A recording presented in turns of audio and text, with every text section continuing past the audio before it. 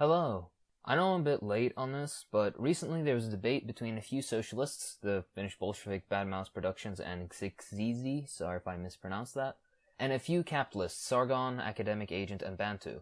One of the arguments of the capitalist side was that capitalism is lifting millions out of poverty. This is, and to use the scientific term, absolute bullshit. Either the capitalist side was ignorant or they were dishonest. Either way, it doesn't reflect particularly well on them. Let's get to why it was nonsense, shall we? The story goes, according to the World Bank, the governments of wealthy countries, and the UN, that the world is getting better and better, and it's all thanks to capitalism and Western aid. They color their speeches with cozy words and nice-sounding rhetoric, but it's just that, rhetoric. Poverty worldwide has not been decreasing, and in fact, evidence shows that it's been actually increasing. So let's take a closer look. First of all, the definition of poverty has been changed in a way that serves this poverty reduction narrative. The threshold of poverty, which is the poverty line, is normally calculated by each nation for itself, and it's supposed to represent what an adult needs to get by in every respective nation. In 1990, Martin Ravellian, an Australian economist at the World Bank, noticed that the poverty lines of a group of the world's poorest countries clustered around $1 per day. On Ravellian's recommendation, the World Bank adopted this as the first ever international poverty line. Using this threshold, the World Bank announced in its annual report in the year 2000 that the absolute number of those living on $1 per day or less continues to increase. The worldwide total rose from 1.2 billion in 1987 to 1.5 billion today, and if recent trends persist, will reach 1.9 billion by 2015. Just as soon as this horrific news came out, they flip-flopped on their position and said this: while poverty has been increasing steadily for some 2 centuries, the introduction of free market policies has actually reduced the number of impoverished people by 400 million between 1981 and 2001. Wow, how ideologically convenient. This news story was possible because the bank shifted the international poverty line from its original $1.02 at 1985 purchasing power parity to $1.08 at 1993 PPP, which, given inflation, was lower in real terms.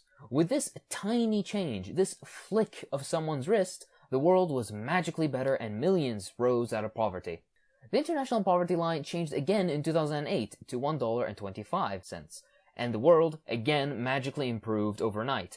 The $1.08 international poverty line made it look like the poverty headcount had been reduced by 316 million people from 1990 to 2005. But the new international poverty line, even lower than the last in real terms because of inflation, increased this number to 437 million people, creating the illusion that an additional 121 million people have been saved from poverty. The biggest problem with all this is that the $1-a-day international poverty line is based on the national poverty lines of the 15 poorest countries in the world. These lines give a very poor foundation since many are set by bureaucrats with very little data, and more importantly, they tell us nothing about what poverty is like in wealthier countries. I don't mean just like the United States and Great Britain and so on and so forth. I mean relatively wealthier countries like Sri Lanka, for example. In Sri Lanka, a 1990 survey found that 35% of the population fell under the national poverty line, but the World Bank, using their own international poverty line, reported only 4% in the same year. In other words, the international poverty line makes poverty seem much less serious than it actually is. The current international poverty line reflects what $1.25 could buy in the United States in 2005. But anyone who lives in the US knows that it's impossible to survive on this $1.25. In fact, the US government itself calculated that in 2005, the average person needed at least $4.50 per day just to meet minimum nutritional requirements. The same thing goes for many other countries, where $1 a day is simply not enough for human existence. In India, for example, children living just above the international poverty line still have a 60% chance of being malnourished. How can this ever be considered as lifting people out of poverty? According to Peter Edwards of Newcastle University, if people are to achieve a normal life expectancy, they need double the current IPL, or a minimum of $2.50 per day. But if this higher standard would be adopted, it would seriously make the World Bank look bad. If we were to use it, then the poverty headcount rises above 3.1 billion, almost triple what the World Bank claims. It also shows that poverty is getting worse, not better, with nearly 353 million more people impoverished today than in 1981. With China taken out of this equation totally, the number shoots up from 353 million to 852 million.